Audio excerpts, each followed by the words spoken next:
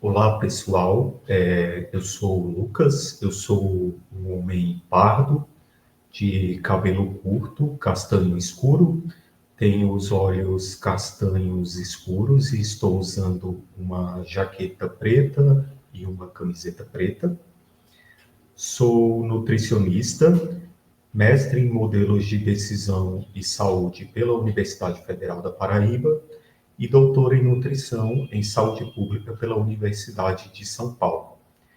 Nossa aula de hoje, que é a quarta aula do curso de Segurança Alimentar e Sistemas Alimentares Sustentáveis, promovido pelo Instituto Nacional de Ciência e Tecnologia Combate à Fome, irá discutir a mensuração da segurança alimentar através de ferramentas multidimensionais e exemplos de implementação dessas ferramentas.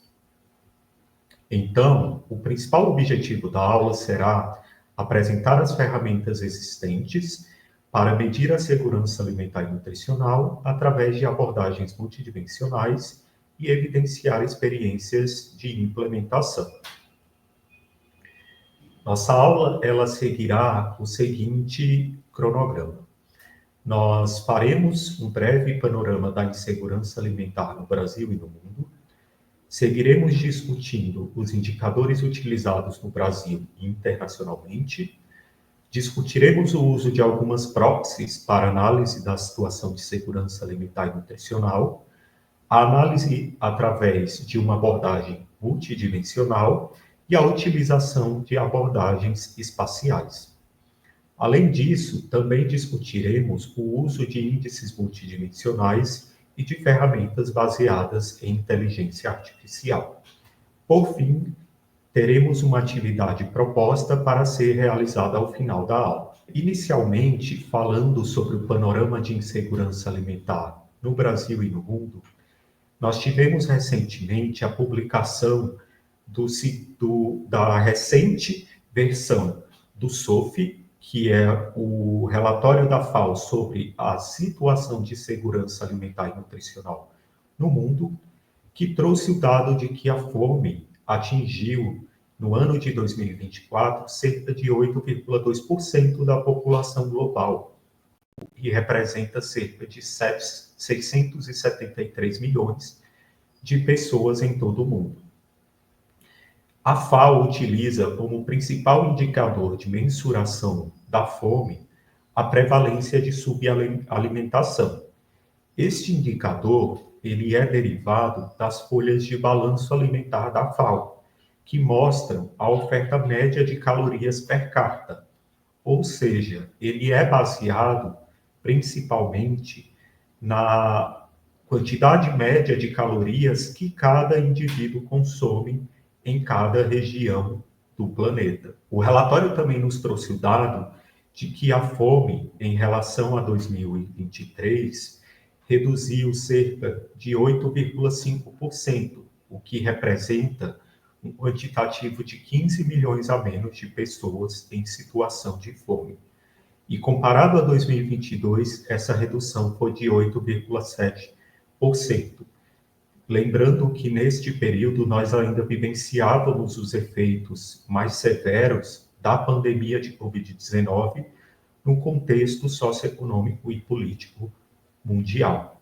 Além disso, o relatório enfatiza que o aumento do preço dos alimentos é um fator que contribui para que esta situação persista, para que a situação posterior à pandemia de Covid-19, onde nós tivemos um aumento da fome em todas as regiões do mundo, incluindo aqueles países que historicamente possuem níveis muito baixos de insegurança alimentar, esse aumento dos preços dos alimentos fez com que a qualidade da dieta das pessoas diminuísse, uma vez que a dieta passou a ser mais baseada em alimentos ultraprocessados, tendo em vista que os alimentos in natura passaram a se tornar mais caros. E, além disso, o preço dos alimentos também coloca barreiras em termos da quantidade de alimentos adquiridos, uma vez que a quantidade adquirida anteriormente durante o período pós-pandemia, acabou sendo influenciada pelo aumento desses preços no período pós-pandemia. Falando especificamente do Brasil, durante um período aí de cerca de 21 anos, nós tivemos um aumento da segurança alimentar da população, principalmente entre o período de 2004 e 2013, medidas estas trazidas pela Pesquisa Nacional por Amostra de Domicílios do Instituto Brasileiro de Geografia e Estatística, o IBGE. A partir desse ponto, logo em 2014, o Brasil saiu pela primeira vez do mapa da fome e da FAO. Entretanto, posteriormente a essa saída do mapa da fome, os níveis de insegurança alimentar voltaram a crescer no país.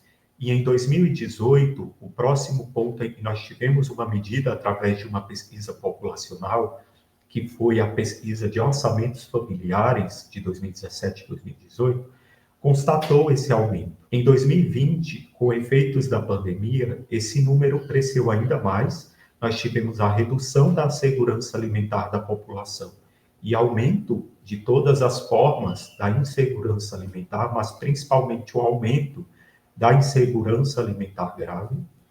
E este aumento ele tendeu a se manter e evoluir até 2022, quando nós tivemos aí o maior número de pessoas em situação de insegurança alimentar grave no país, e representava cerca de 33 milhões de pessoas em situação de fome. Posteriormente à pandemia, quando a situação de emergência sanitária foi encerrada em todo o mundo, nós tivemos uma nova medida através da Pesquisa Nacional por Amostra de Domicílios Contínua, a PNAD contínua, em 2023, que constatou uma redução significativa desses níveis de insegurança alimentar no país, sobretudo da insegurança alimentar grave, e aumento da segurança alimentar. É importante enfatizar que a segurança alimentar, ela é uma medida de evolução dos indicadores de alcance das metas de desenvolvimento sustentável da Agenda 2030, preconizada para o monitoramento dessas metas. A prevalência de segurança alimentar e nutricional da população, ela está incluída principalmente no objetivo 2, que é denominado Fome Zero e Agricultura Sustentável no Brasil.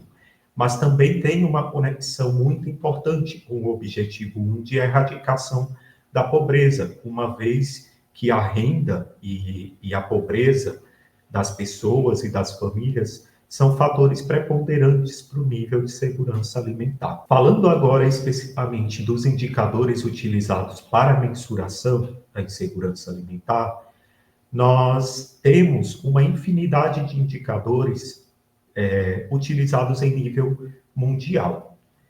Falando especificamente das escalas de percepção, no Brasil, nós temos a EBIA, que é a Escala Brasileira de Insegurança Alimentar. A Escala Brasileira de Insegurança Alimentar é, atualmente, a nossa principal medida de mensuração da insegurança alimentar e é composta por um instrumento que reúne, atualmente, 14 questões, das quais a maior parte dessas é aplicada ao domicílio, à pessoa de referência do domicílio, para estimar a percepção daquele domicílio em relação à fome ou à preocupação em relação à falta de alimentos naquele domicílio. Nessa mesma perspectiva de escalas de percepção, nós vamos ter outras medidas que são utilizadas internacionalmente, né, e também nacionalmente, como a escala americana, que é utilizada principalmente nos Estados Unidos e da qual a EBIA foi derivada. Nós temos no Brasil uma escala também validada para adolescentes e temos também uma escala de percepção baseada em duas perguntas: se a comida faltou naquele domicílio nos últimos 3 meses, ou se houve a redução da quantidade de alimentos e omissão de refeições entre crianças também no período de 3 meses. Além disso, nós temos indicadores que medem a insegurança alimentar de maneira indireta. Então, nós temos indicadores antropométricos, como, por exemplo, o indicador de desnutrição em crianças. Nós vamos ter indicadores de consumo alimentar, que vai avaliar a ingestão de grupos de alimentos ou de determinados alimentos específicos. Nós vamos ter os indicadores de gasto com alimentação, principalmente em relação ao gasto com quantitativo de alimentos processados, né, e não processados, ou melhor, ultraprocessados in natura. Vamos ter também protocolos de indicadores que são colocados aí por municípios em suas estratégias municipais de monitoramento da insegurança alimentar. No âmbito, principalmente, da pesquisa científica, nós vamos ter também a adoção de modelos estatísticos, que estimam principalmente a probabilidade da ocorrência da insegurança alimentar em determinados domicílios. Além disso, nós vamos ter também uma avaliação, que é a avaliação através das dimensões da segurança alimentar. Nós vamos falar um pouco mais dessas dimensões e dessa avaliação baseada nestas dimensões mais à frente, quando falarmos de avaliação multidimensional. Especificamente sobre a EBIA, que é o principal indicador utilizado no Brasil, como mencionado, ela é, então, uma medida direta da percepção da insegurança alimentar em nível domiciliar. Ela é uma escala composta por respostas do tipo sim ou não sobre a experiência nos últimos 3 meses de insuficiência alimentar em 3 níveis de intensidade, que é a insegurança alimentar leve, moderada e grave. Suas perguntas, então, vão de 1 a 14, sendo as primeiras 4 perguntas relacionadas ao acesso de alimentos do coletivo de moradores do domicílio, o que inclui crianças e adolescentes. As